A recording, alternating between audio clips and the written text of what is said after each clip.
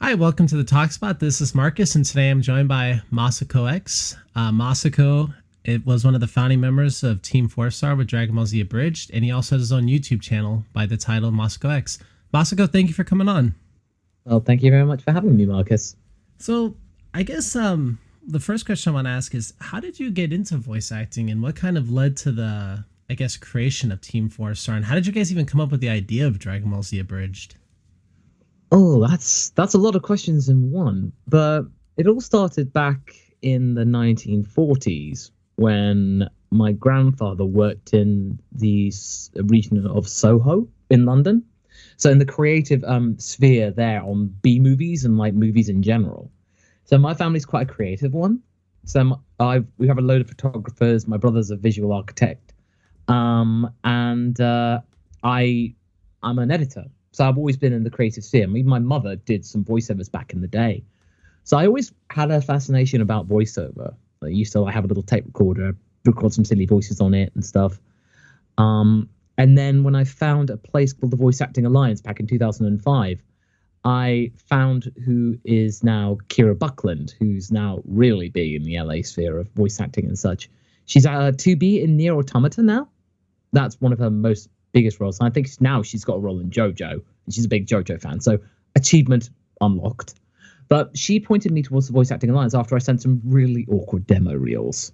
So it was like, I'm glad I don't have those files anymore.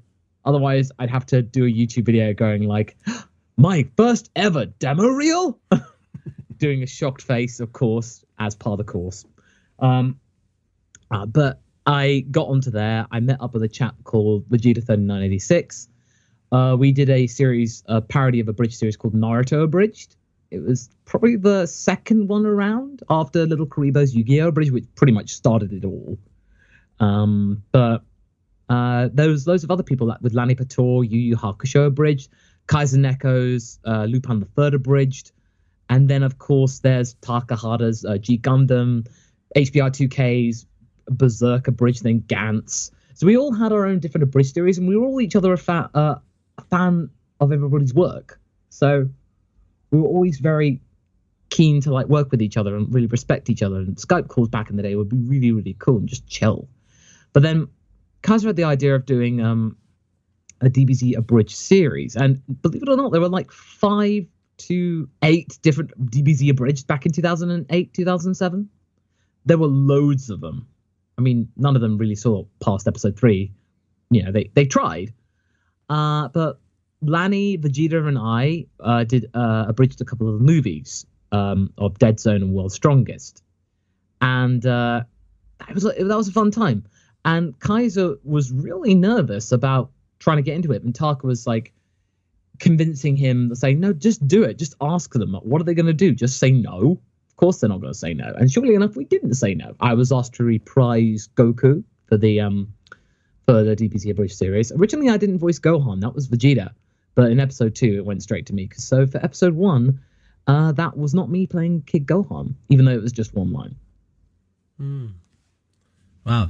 So I guess so when it came to Dragon Ball Z Abridged, like I guess I feel like for myself, there's a lot of people online, or I guess or at least in the past, that would bring up the idea of, why does it take so long for each episode to come out? And especially maybe over the last couple of years or so, would you mind maybe talking a little bit about how it's not as simple as just re-recording the lines? Like, I imagine it's more difficult than that. Like, it's not just simple, okay, here, just get into the booth and this is what we're going to write. Like, this is what you're going to say. I mean, I guess what's a little bit of the process of actually making an episode, and like how long does it like take, I guess? And yeah, I mean, what are some of the more complexities that maybe people online, they're just like, oh my gosh, why did it take 4 months for the last episode of Perfect Cell to come out?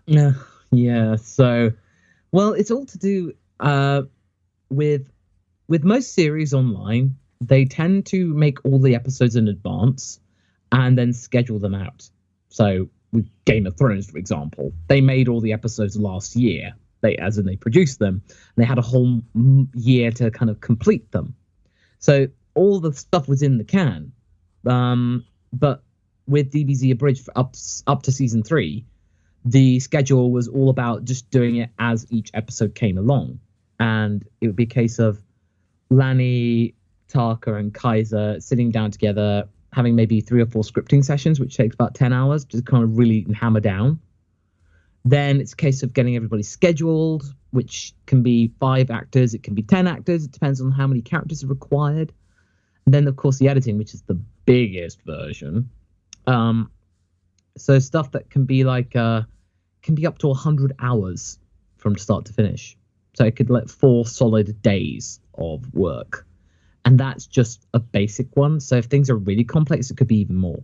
So it just takes a lot of time. But with season 4, I know that they're planning to write out as many scripts as possible. So that means you could just go straight from one to the other. So you can have much more of a consistency. That's the intention. When you say season 4, you mean the whole like Majin Buu arc, right? Mm-hmm. Majin Buu. Because I think the plan has been described before is Bojack this year, and then maybe the Other World Tournament as its own individual episode. Because that's about like 5 episodes. I think you can condense that down into one pretty much.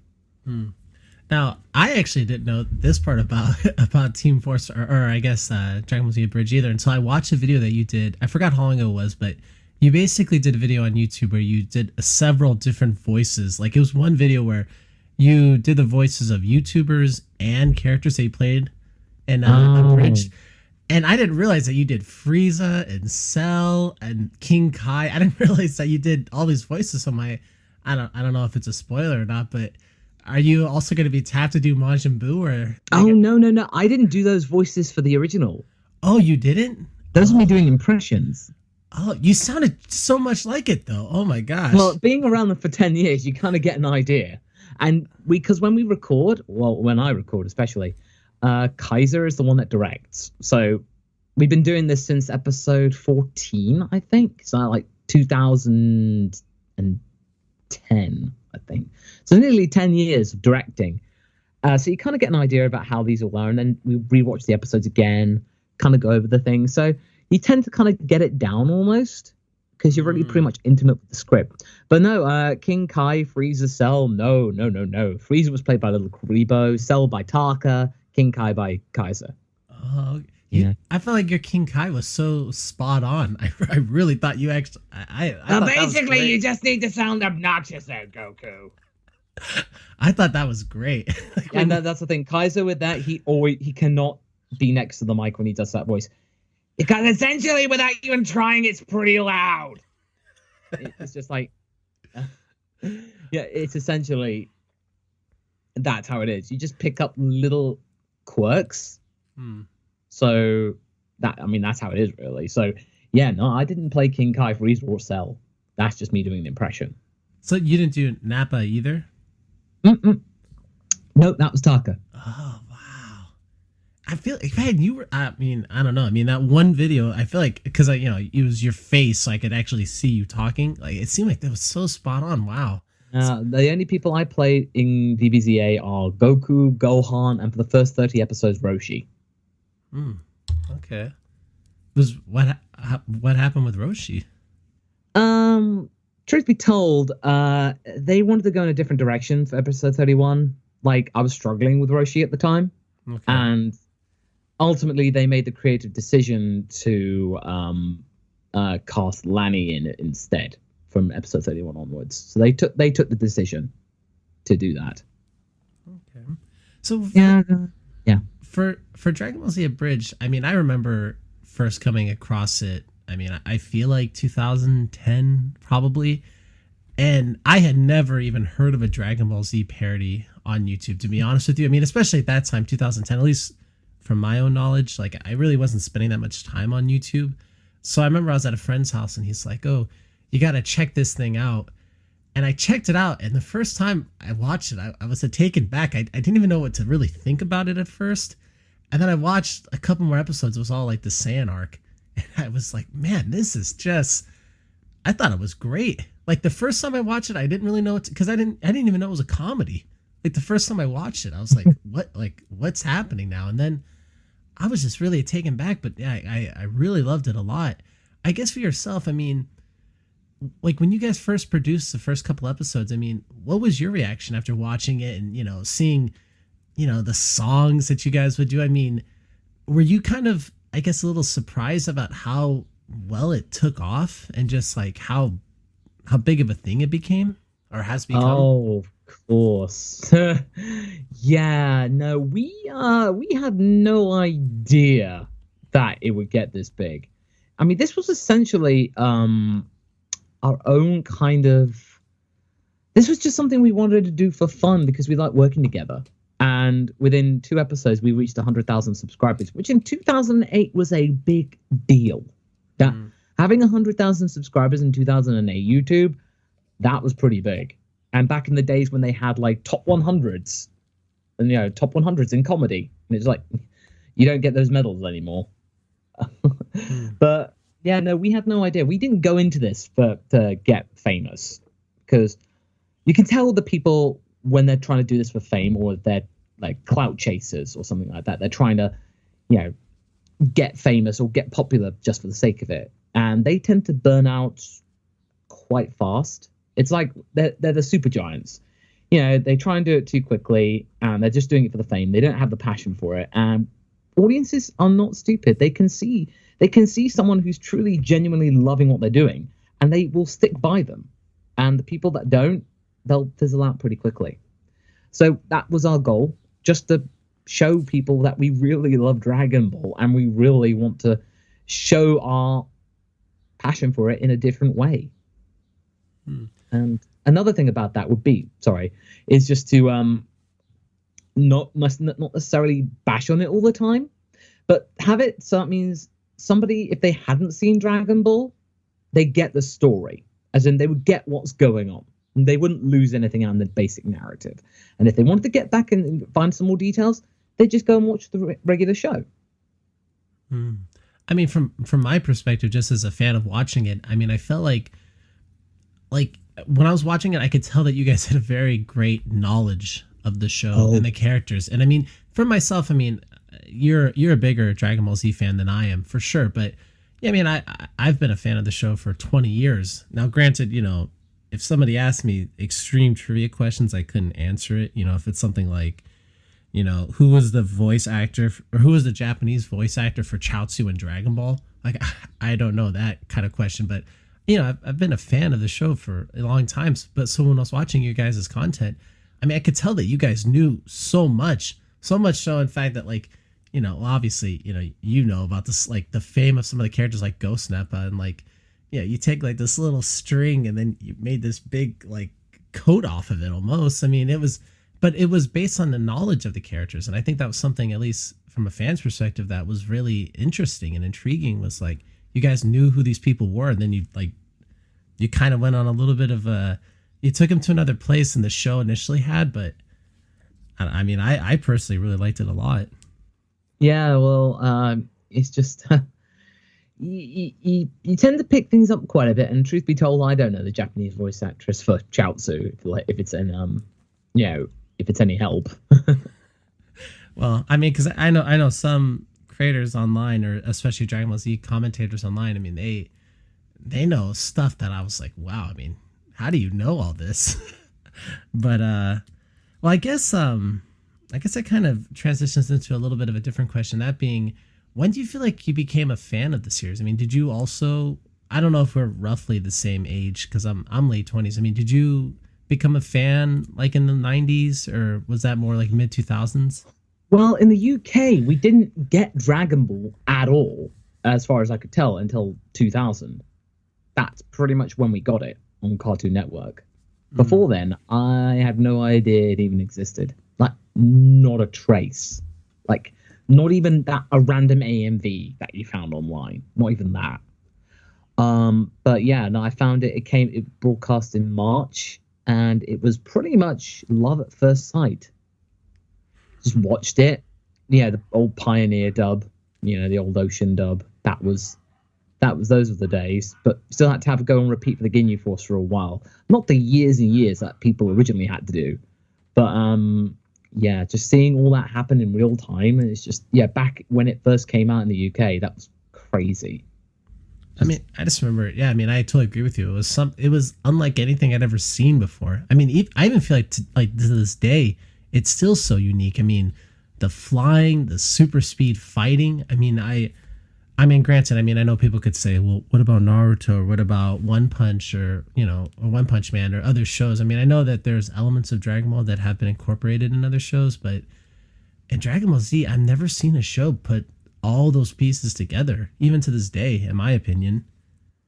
Especially if you go back to watch the original Dragon Ball series, you can't just see where it all came from and where it started. And in fact, it's actually superior. Dragon Ball is superior to DBZ in a way.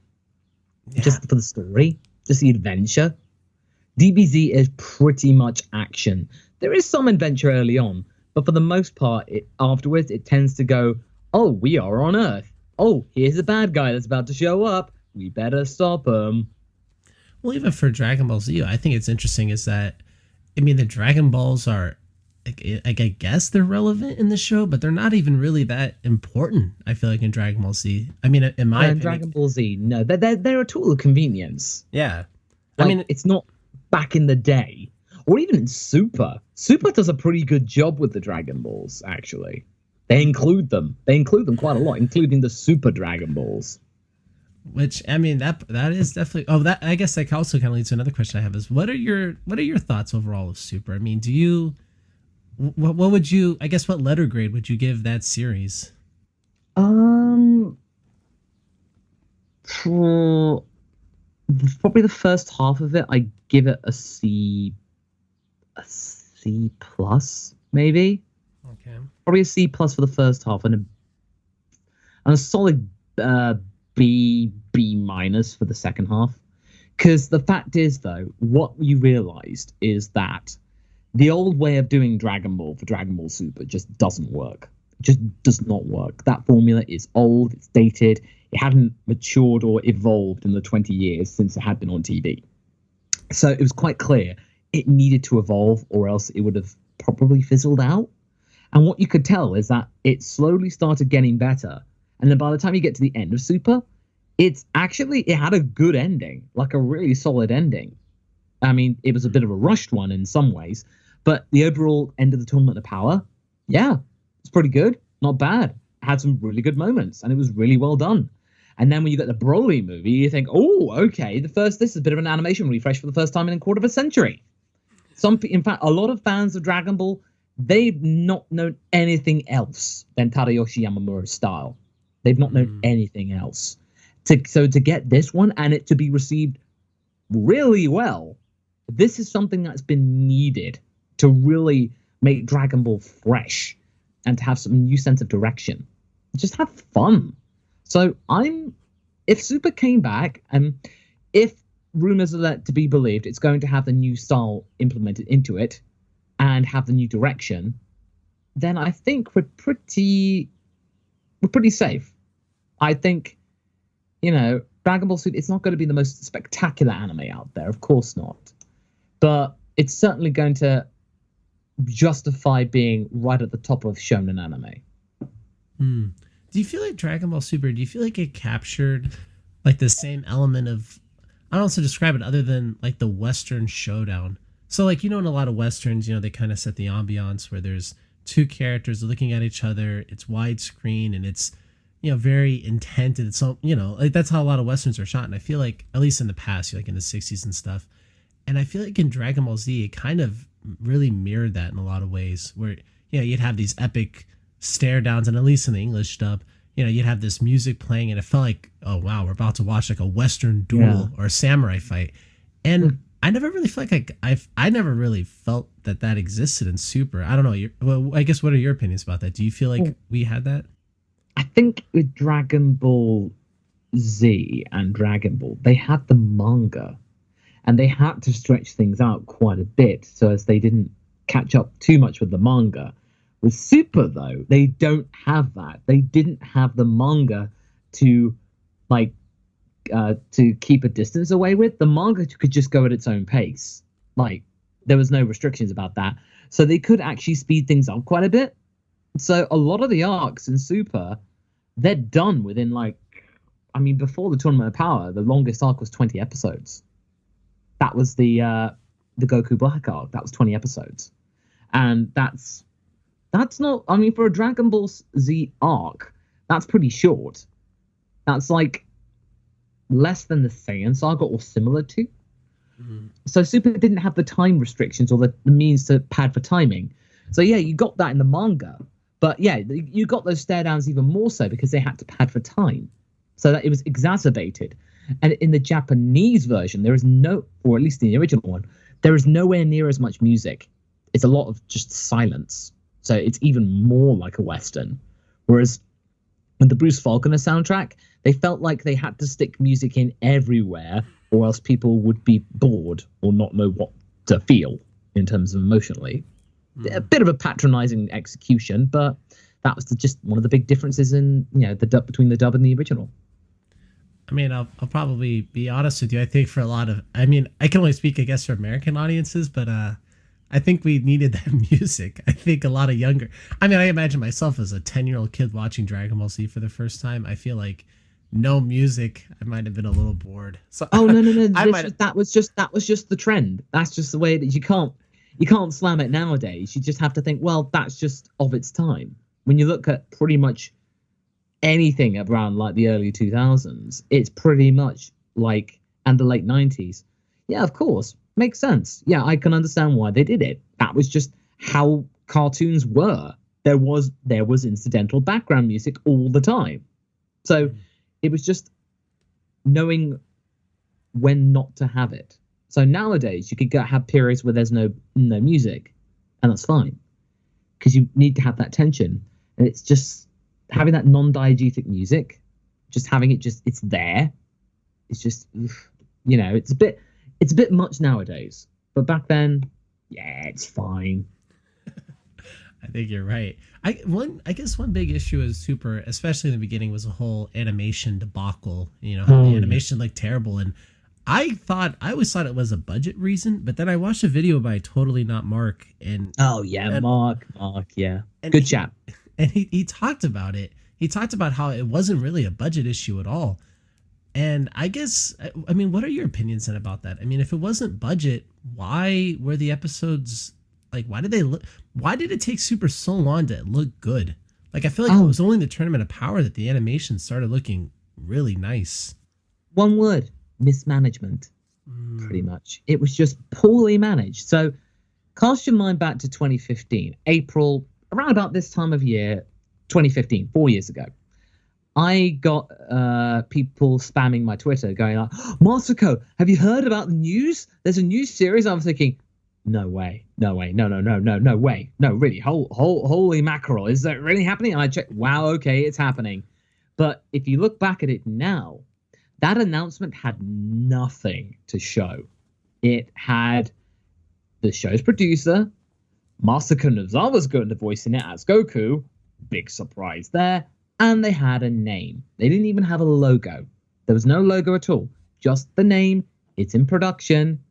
And Goku's in it. Yeah.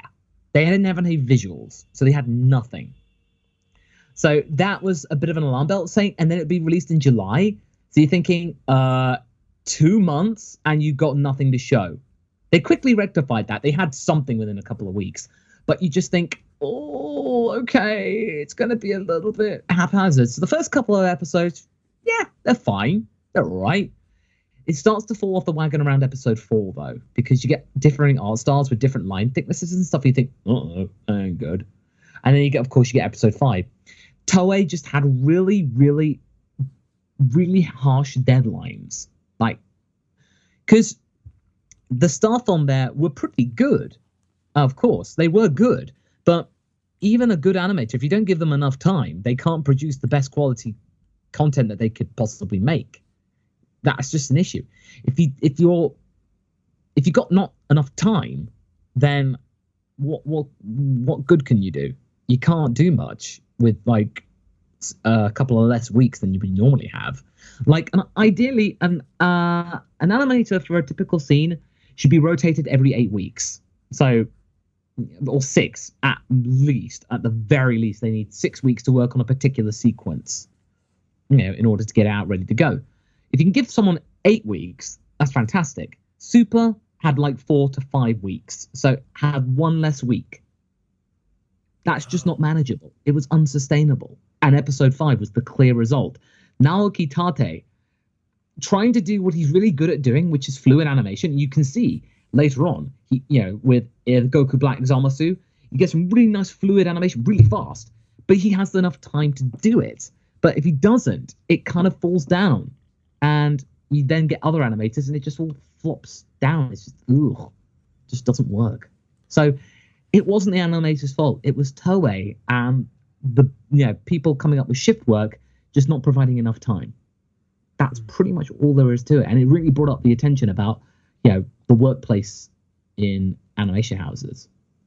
Yeah, because I felt like when the animation was bad and people were slamming it, I felt like, the way that if someone slams like your older brother or like your dad and they're like, oh, your dad is this or that, I feel like that to a lesser extent with the show where it's like, oh man, don't dump all over Dragon Ball. It just came back. We haven't had new episodes in years. Yeah, and you think, oh no, why now? But having said that, you think, how could they get away with this? And then later on in the Resurrection F arc, it's even worse in a way, because the Resurrection F arc, a lot of the big animators have moved on to do the One Piece movie Gold. That movie was being made at the same time by Toei. So a lot of the major senior animators were being moved on to there. So you had less senior people on staff for that. You had juniors, which could be obviously talented, but not as maybe experienced in providing really, the content in such a vastly insufficient deadline.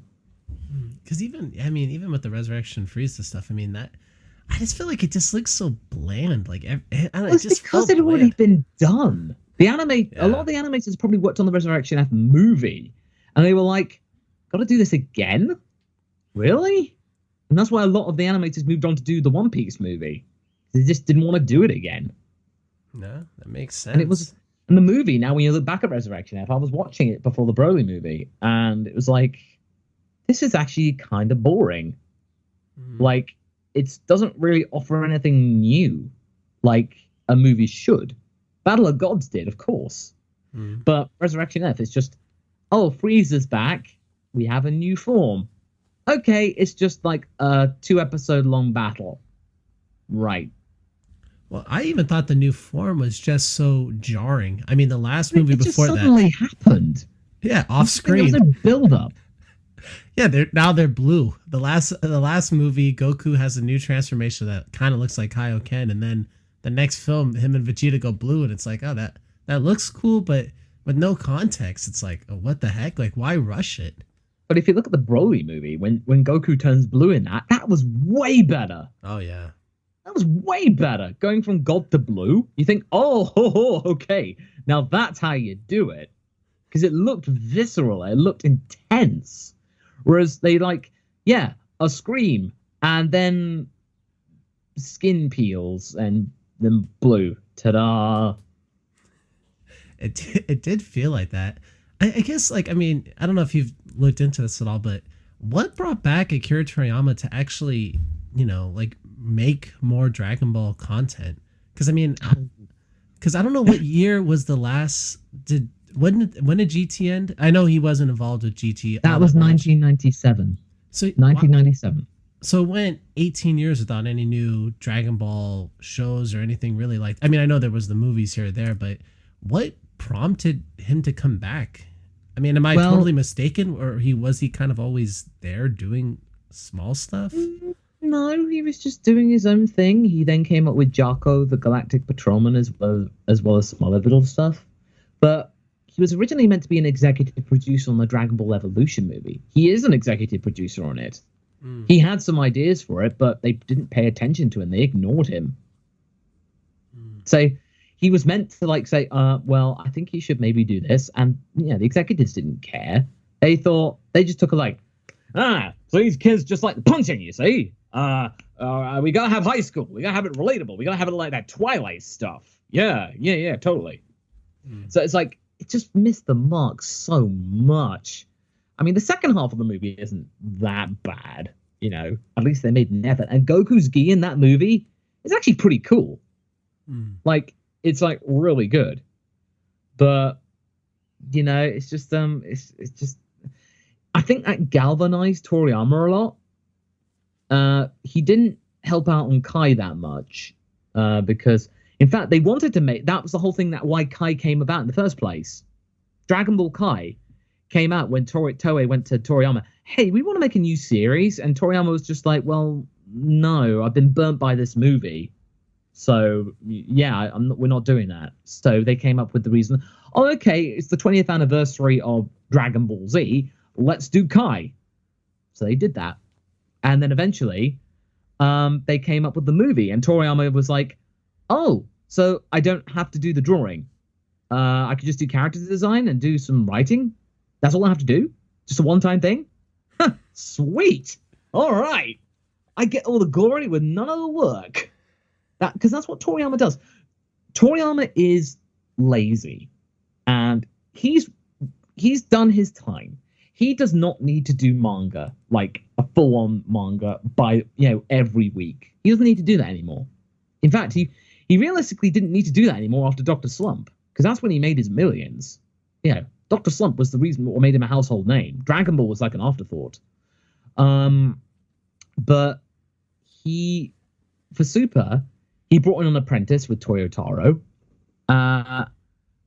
And yeah, he's done that with Toyotaro, his new pupil. He's doing the main bulk of it. He works with him on the story, and that's what Toriyama likes doing the story work, and then doing character design.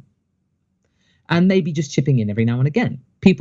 He provides bullet points to the main writing staff on Super. They come back with it, and they provide some feedback to him. He then goes, yeah, that works. Okay, Kale's cool, but she needs a companion. So I'll come up with Caulifla. All right, okay, there you go. Boom, done. And the whole thing with Kale and Caulifla, it comes up and it sticks to the fact that Toriyama likes having pairs. Because you get Vegeta and Nappa. You get groups like with Pilaf, Mai, and Shu. Rarely do you have anybody that just works on their own, like at all. You get Babidi and Dabura. You get with Frieza, you get Zarbon and Dodoria. They all have some kind of companions, even though they may be minions, but they work with them. Ultimately, they may be being on their own, but they don't start off that way. Oh, that's really interesting. I never really thought about that before. But you're totally right. Yeah. So with Kale and Caulifla, that's what made it work. Would you be totally shocked if Kale and Caulifla are just almost forgotten about? Like if Broly is a big part of the new show going forward, would you be shocked if they kind of forgot about them?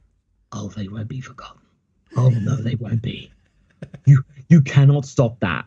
They were in the Heroes promotional anime. Oh, okay. And in fact, in the dub, are you watching the dub? I haven't really been keeping up with the dub as much. Well, the whole thing about them being partners, they really upped the ante in that. They've actually been a lot more obvious about it. Because they did the opposite of what they did with Sailor Uranus and Sailor Neptune back in the day. Oh. They made them cousins back in the day. Yeah, instead of being lovers. Because in the Japanese, aren't they? Is it more ambiguous? Would you say? No, it's meant to be more like how Simon and Kamina, like in Gurren Lagann, with Anarchy or Nissan, as in like, oh my god, oh Caulifla-sama, I really look up to you. You're so cool. You're my hero. That's what Kale is meant to be. Not like, oh, I really like her, like in that way. It's not meant to be like that. It's more akin to, I admire Caulifla for what she is. What would happen well, let's say if one of them were to actually, get a boyfriend in the Japanese version. I mean, what would... Well, you saw that with Kaba. Yeah, I mean, that's what I mean. Like when that was alluded, that's what made Kale go berserk. Yeah, so what are they going to do in the English version if they date? Like if Kaba did... The thing is, though, Toriyama's not that very good with people dating. In fact, you don't see people on dates ever. No, they're either like with Gohan and Videl. Okay, they're a couple. Oh, they have a kid now. Okay, when did that happen? Okay, same with Goku and Chi-Chi. Yeah. Oh, okay, I guess they're married now. Okay, They go off, and 5 years later, boom, they have Gohan. Okay. What? I mean, even Bulma and Vegeta, Vegeta takes a shower at her house. 3 years later, they have a kid. It's like, what? Yeah, I know. It's like, when did they have that kid? When Vegeta was mostly away in space. That's the thing. Toriyama admits he's not very good at that kind of stuff. In fact, when you think about it, Krillin and 18 are the most stable couple in Dragon Ball. Mm. They're the most stable. In fact, they're the sweetest, actually. Because you feel like in Super, especially, those two really care for each other, and 18 really loves her life right now. Mm. And everyone keeps saying, "Oh no, 18's really weak. She should be fighting." She's not gonna fight. She was a teenage delinquent who didn't have a life direction. Now she does. She's got something to live for. She's got a husband who deeply loves her. She's got a daughter. She's got some purpose, which she didn't have. And now she's rekindled with her brother, who seems to be really cool. Mm. She's got what she wants, And yeah, she kicks ass. Absolutely. Definitely. And she can prove it. That's all she needs to do. She's got nothing else to prove. Well, if she started fighting again and was like a main fighter, the power scalers would go crazy. It's like, where did this come from? How'd she get so strong? And even the thing is, though, she hasn't trained that much. But the fact is, though, she just can keep going and going with that infinity engine. She just keeps on going. So in a way, so long as she can just hang in there, 17 and 18, they can keep on going forever. They have absolute infinite stamina. What do you think about the whole power scaling people, I guess? I don't know how to call them. I mean, like the people that are like really ardent, like that shouldn't work. Like Roshi shouldn't be able to do that to Frost. I mean, I'll acknowledge I actually do get. It's not as bad as the manga, whereas in theory, because he's actually able to dodge Jiren. Oh yeah, that's right. So everyone goes like, okay, Roshi Ultra Instinct confirmed. So it's like, wait, what? So Roshi was able to dodge Jiren. Okay. But I'm in a very conflicted position because I study statistics at school. So I love stats and figures and stuff like that. So all this number crunching, I dig. I really do. But it all kind of stopped. And it's not, the whole point of it was originally with the Scouters was to show that that's how the Frieza Force, they were too reliant on them, and they based everything on numbers and stats instead of intuition and instinct. That's the whole point. And when Vegeta did, when he somehow was able to learn how to sense energy, I don't know when he did, it was able to do it, but he just thought about it one day. He became much smarter and much more skilled. But I mean, I don't know. I still feel like that whole idea of, I feel like with Dragon Ball Z, it was a little cleaner. Like this guy is at this strength. Oh yeah, of course. I mean, Super. It is sometimes it is jarring when you see 17 fight Super Saiyan Blue Goku, and it's like, whoa, what the heck is this? Like how the gap was. I would have thought was immense. I can imagine 17 did train. What I still can't believe is that we've not seen 17's family. The only person who has is Goku when 17 showed him the picture on his phone. Like that episode, on the finale, when you see 17 on that boat that he wanted, you don't see his family when he's making a call. It's like, where is his family? Is he on the boat on his own? What's going on? Like what? I think that was a step too far.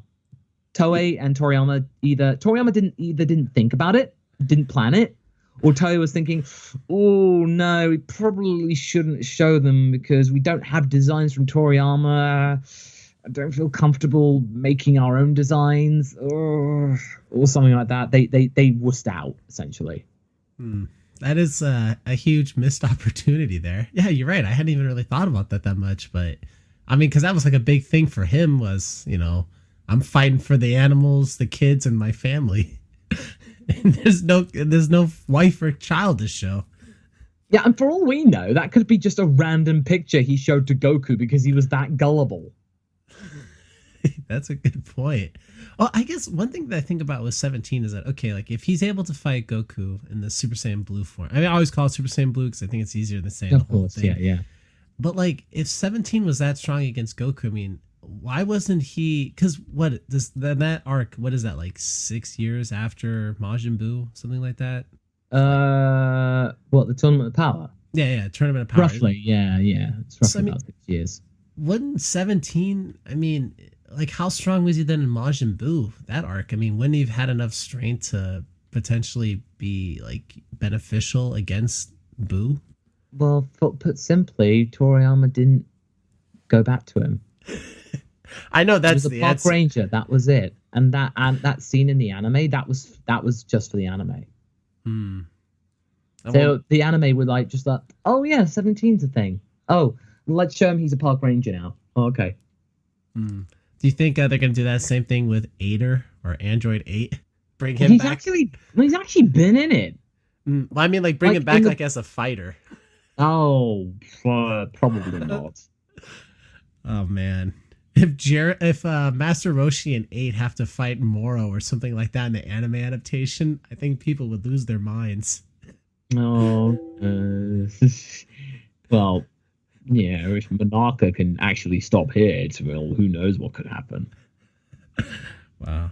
I wanna transition a little bit to talk about your experiences on YouTube. So with your channel, I guess, how would you describe it? Like, I mean, have you enjoyed your time on YouTube and making content there, like as MasakoX, not necessarily only as TeamFourStar? Like, I guess, yeah. How would you describe, your experiences on YouTube? And do you feel like the people that listen to your content and follow you, do you feel like it's mostly been a positive interactions with them, or yeah? How would you describe your experience? Sure. I mean, like, I started really upping the ante because I've had that channel since 2007. But it was only like in 2016 when I really started to take it seriously and really up the ante with making content. Most of the time it was just stuff about me. But then I made some discussions about Dragon Ball, which suddenly took off. And within like a couple of months, I went from 50,000 to 100,000 subscribers. It just kept going from there. Then eventually I started to do what if scenarios and started doing story time. And that's what people really like about the channel. So they like the fact that I come up with stories and scenarios and I think all these things through, because what ifs in the Dragon Ball sphere are very prevalent. Like, they've been around for a very long time, even in the games. So it's part and parcel of the Dragon Ball gig, almost, in a way. But yeah, no, I do enjoy it.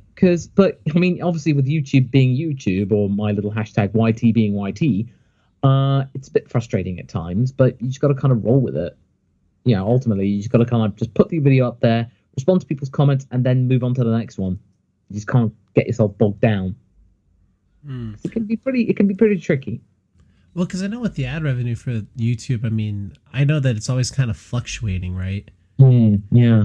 So I mean, that, I imagine for that element, I mean, that must sometimes be a little bit like, I don't know, jarring, I guess, or just a little bit hard to plan around, I suppose, right? Yeah, it's very inconsistent because you get like all the different months where revenue is higher than in some other months. So that bit's somewhat predictable, but then sometimes you can have like, I don't know, the apocalypse and stuff like that, which can suddenly take a hit on certain things and whatnot. The algorithm could change without you knowing it. Then suddenly you could get more subscribers or fewer subscribers being driven to you. It all changes without you knowing it. It's all that uncertainty and unpredictability. That's the concerning bit. Wow. I totally understand that. I mean, do you feel like you have more fans in the US or the UK? Oh, I can tell you definitely. 2/3 of my fans are from America. Like, Really? I'm a stats nut. So the studio analytics app, oh, that's my jam. That's my jam. So yeah, the vast majority are from the US, like 63%, and UK is like 10%. Then it goes Canada, Australia, Germany. It goes down from there, really. I mean, I think it's interesting for myself that, I mean, I spend a lot of time listening to YouTube content while I'm working, and I don't know what the heck it is. I feel like 40% of all the content that I listen to is produced by non-Americans. I don't know what the heck it is. Like, I just feel like there's like Brits and Australian people all over YouTube that are making good content. I was blows me. It's like, what the heck? Like, this basketball guy is like a heavy, thick Australian accent. And it's like, oh, well, here we go. But it's good stuff. And I mean, I just find that kind of just interesting a little bit. just because America, I mean, especially, I'm right near Los Angeles. And I mean, there's so many people here that want to be involved in entertainment. They want to have their own channels or they want to do their own thing. And I would just think, it would be totally just all littered with Americans, but that's really not the case at all. Well, yeah, I mean, it's a big planet, with people doing their own content. So that's just the way it is, really. No, I mean, that completely makes sense. I guess one more question that I'd ask you. Let's say if you were called by Toei and they said, Masako, what would you do for or what would you do for whatever Super 2, whatever they're going to call it? Like, what would you like the direction to go? I mean, what would be some of the, I guess, story arcs that you like them to do? Or what would your version of Super 2 look like? Like if they tapped you and asked you. Well, first of all, that probably would never happen. I mean, the most likely the thing they would send me is a cease and desist. But even though I don't use any of their anime, but or their animation, but whatever. But if they were to ask me for certain things, although it's curious, Haverock and I, he's my researcher pal. We work on a lot of scripts together. He and I have noticed some very odd things that whenever we do stuff, Toei is not that far behind. Like, we made a video discussion about that. Barbary and Deborah were underused. Like, they should have been used more, and that Dragon Ball should really touch on magic a little more. We did that like sometime last year. And then lo and behold, we get Moro.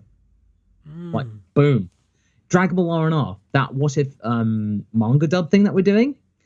Our next episode, we did an episode preview back in Christmas that we were going to do a Yamcha baseball episode in Dragon Ball Legends. Lo and behold, the latest banner is Yamcha in his baseball gear. Somebody's watching. And then when Geekdom 101 was doing loads of rumor reports about Super coming back and Toei was aware of it, that pretty much sealed the deal that Toei watches people like us. So I'm like, they're watching. Can't fully confirm it, but the clues are starting to form. So if I was going back to your question, I would just say, just take your time and just don't have as many story writers, because that was the problem. You had a lot of people writing and having loads of gaps between their next episode, so they didn't communicate. So a lot of the times there was one episode where Piccolo was doing a lot with Gohan, episode 118. That was really good.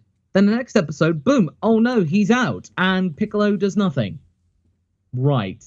There was a real disconnect, and I don't think that writers were talking with each other to really kind of say, okay, well, this is what I'm planning for this episode. Oh, okay, this is what I'm planning for this one, going to the next one. And I'm thinking, that doesn't really work well with mine. They could hash it out and come up with something that'd be more coherent on the long run. So more communication with writers.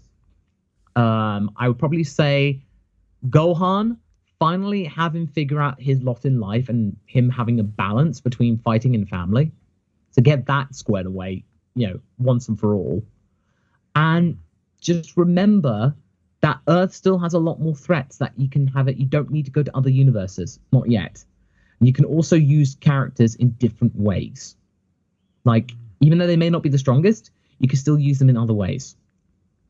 I mean, I think those are all very good points. I mean, I like that idea too of it necessarily not having to be like the biggest, most epic thing every time. Like, for example, I think I would love to see some kind of maybe like a little mini arc that revolves around like Master Roshi's trainer. Like, I think something kind of small like that where, maybe he's fighting like some kind of monster or something, but it's not grand scale. Because I feel like it's hard to do grand scale after grand scale every single time, And I feel like sometimes, too, that's a little bit difficult to follow because it's like, well, now we're fighting. I mean, the last arc was literally about the destruction of the whole multiverse.